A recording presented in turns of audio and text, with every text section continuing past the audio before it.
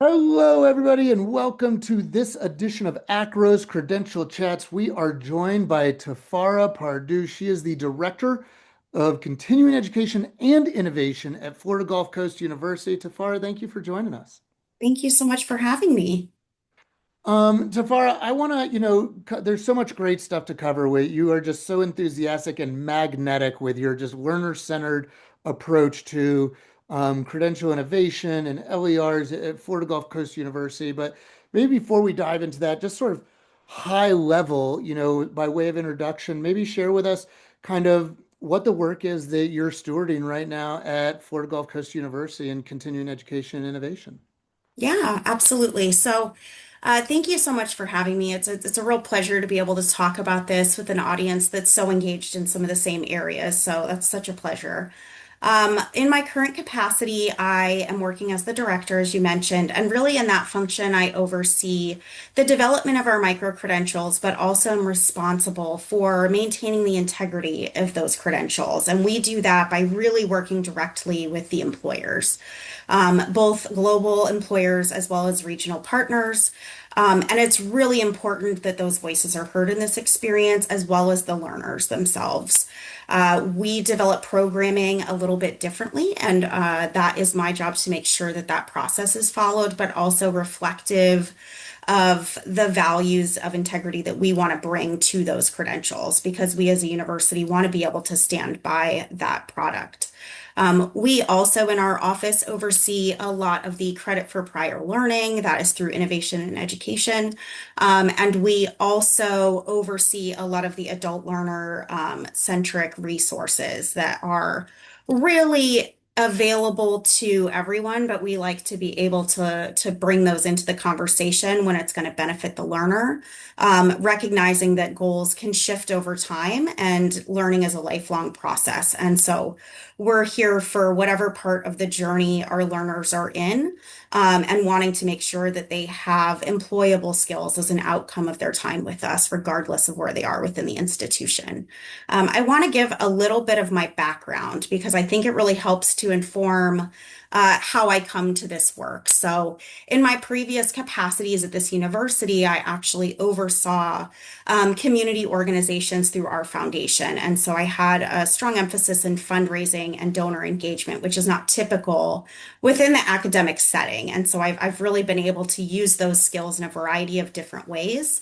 I transitioned then to oversee our corporate programs within the College of Business, which was really working heavily again with those employers and community partners, but for the purpose of finding internships and really adjusting some of our procedures to align with the requirements of industry and vice versa. So that really gave me a different vantage point in how universities function. My previous capacities to that in other institutions were in the classroom. So I worked within the English departments and really taught that as a skill set. And so one of the pieces that I took with me when I did that work was when our students would finish the work early, they had the option in some of these early courses in non-traditional classrooms to bring their real life work to the class and use that as an example. And I was always really compelled by what was challenging them outside the classroom. And so that's really been my push to administration and seeing some of these other features within the campus and within higher education in general. So I bring those lenses to really the work that I do and how I engage with our partners through a variety of different strategies that I'll go into through the development process if it's relevant.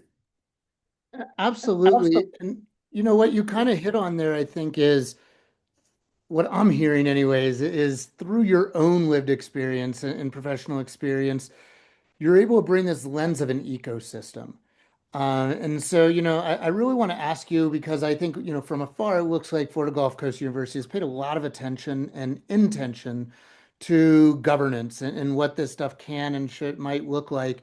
And I'm wondering, if you can touch on some of that governance and feel free to bring in that kind of ecosystem lens of, thinking about who these different kind of constituencies are as nodes in the ecosystem and how our governance needs to, ideally take into consideration those different nodes.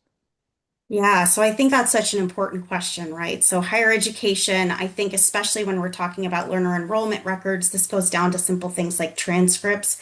Who owns the learning?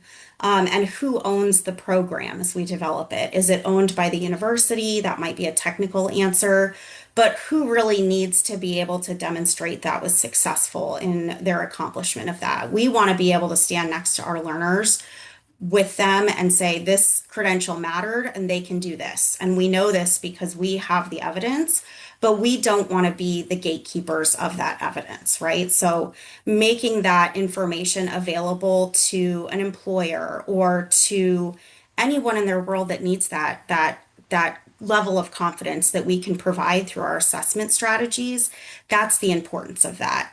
We also deal with continuity issues just as everyone does throughout campus, right? So when you think about career skills, who owns those for students? Is it Career Source that's responsible for that? Is it a career services if it's a learner within the institution?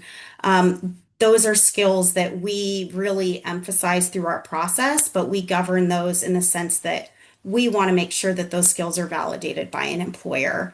We want to make sure that we don't have multiple credentials out there with the same name addressing completely different competencies, because that's not in the benefit of the learner, because that creates additional confusion and work for the learner to be able to communicate out what they've done, and it breaks the confidence of the consumers of these individuals and their skill sets and where they take them in the future. And I know consumer is never a popular term, but the ultimate reality is when you're working with employers, they want to have a standardized knowledge that this person accomplished this skill and the university is verifying that skill. And our learner enrollment records and micro-credentials, that's really the place. And if we break that confidence, that's when it starts to crumble. So I look at that as kind of the guiding reason that we have developed so much infrastructure around that.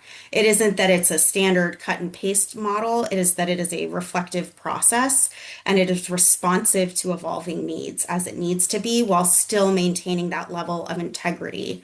Integrity is so important, and it's to the learner's benefit that we really hold that as a really specific focus. We have an executive committee that we bring together that evaluates new proposals and new ideas on the forefront of micro-credentialing and how we want to respond as an institution.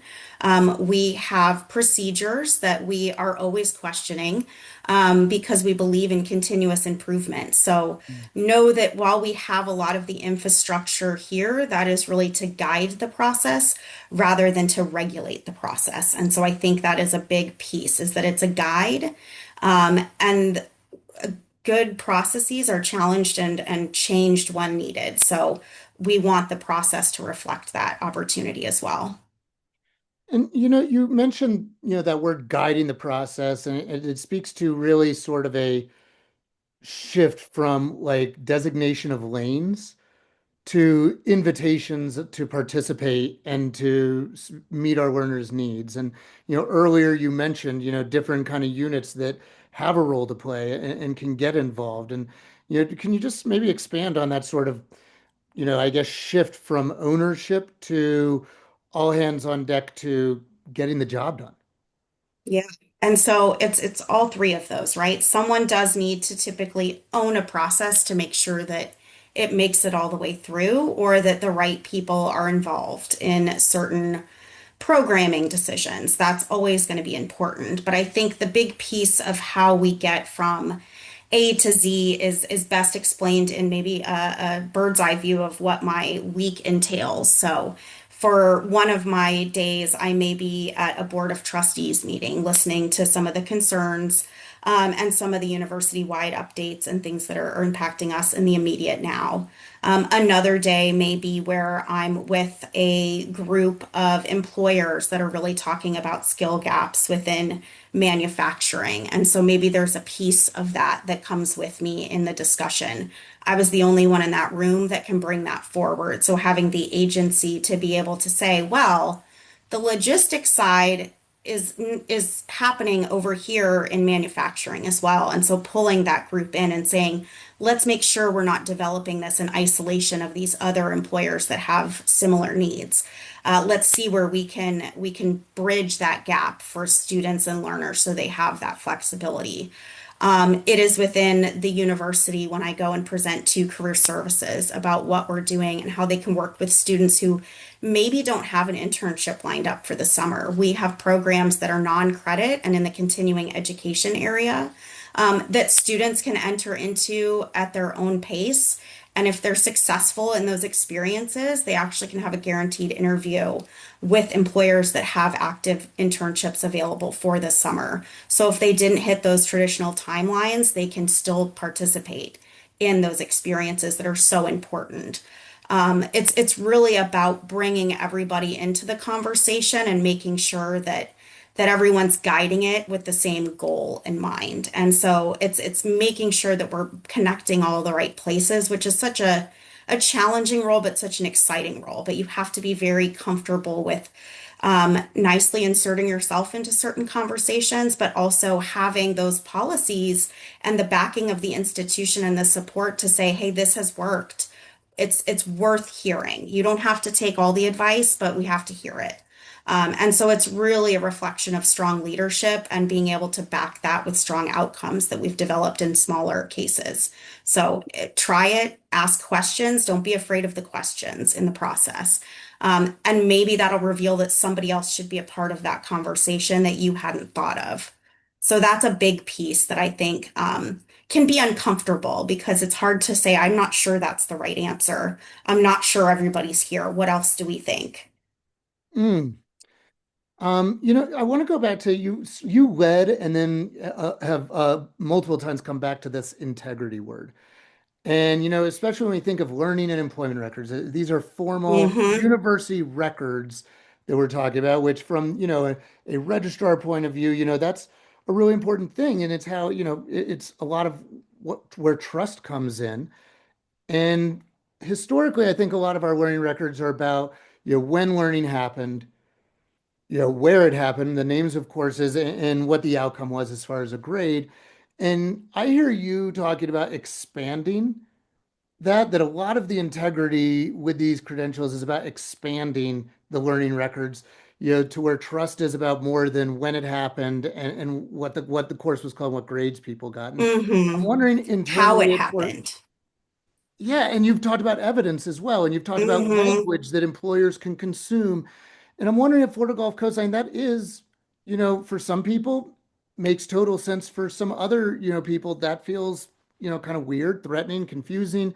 What's it been like at Florida Gulf Coast University to navigate those conversations, as you put it, to nicely insert yourself into formal university records that are bringing integrity by expanding how we instill trust in these learning records?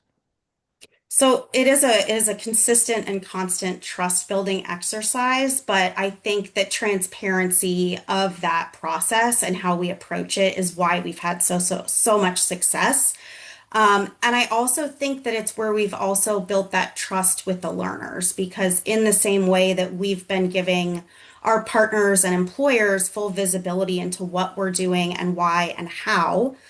We're also asking those employers in the process, how does this skill matter to you? How do you want this demonstrated so that it's meaningful beyond the I got an A mentality or I answered these questions correctly, right? Correctly and context are always going to shift. And so we really wanted to build things with that mindset. And for me, I look at that as one of my guiding questions. And I've said this numerous times in other places, but I'll say it again because I think it works. And I implore everyone to take this and adapt it to their own use. But my challenge question to people is how these learners would be better prepared if. And so that when my role was internships, our interns would be better prepared for interns if they did what? And when I'm talking about adult learners, you would be more confident in saying yes to this person for a guaranteed interview if they could do what? How do they need to show you the skill? Not that we can say they've learned it, but what do you want to see when it comes to them showing that skill in practice? What is that transition between knowledge that's, yes, no, sit and get, and applied knowledge. How is that meaningful within the workforce and different contexts that knowledge will eventually need to develop in?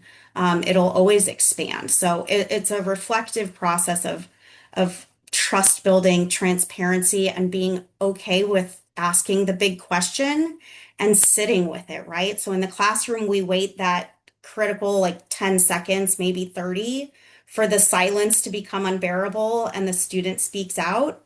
It's the same thing on the employer side. So that's my other secret sauce, is that you have to be okay with that silence, because that's when people are thinking. Don't run in and know all the answers, which is not easy for even me, because I do like to talk. And we all love our own amazing ideas, but like something I love about what you're putting out there is that urgency is a heck of a motivator, and it rarely comes from us saying starting sentences with you should, you need to, you have to. And you're more opening a door to what's already urgent to you and how might you be doing it even better. And that their Mhm. answer to that is the bridge to the work you're leading.